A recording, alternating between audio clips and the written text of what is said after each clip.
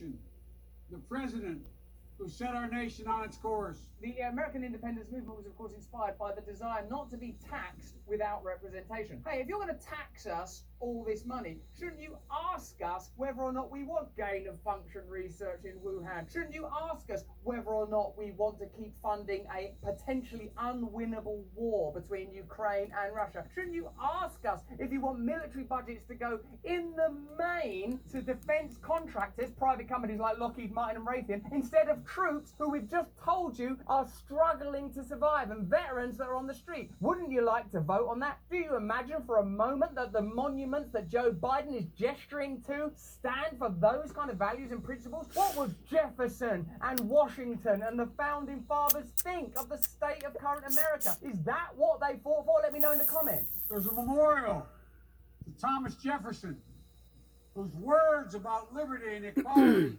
literally changed the world. And across the toilet basin from the Jefferson Memorial, there stands Dr. Martin Luther King Jr., his arms crossed. It's got Gina, man. He had an inkling about what was going to happen to him and who was ultimately behind it. Clearly, these symbols and statues and ciphers and monuments to greatness, great Americans and great American values don't mean very much to a man who supported the war in Iraq, supports this current conflict, said Saudi Arabia would be made a pariah before continuing to do business with them, and can't even remember the difference between Iraq and Ukraine. Or is it Ukraine and Iraq? It's easy to get those two muddled up. Today, we celebrate our Independence Day.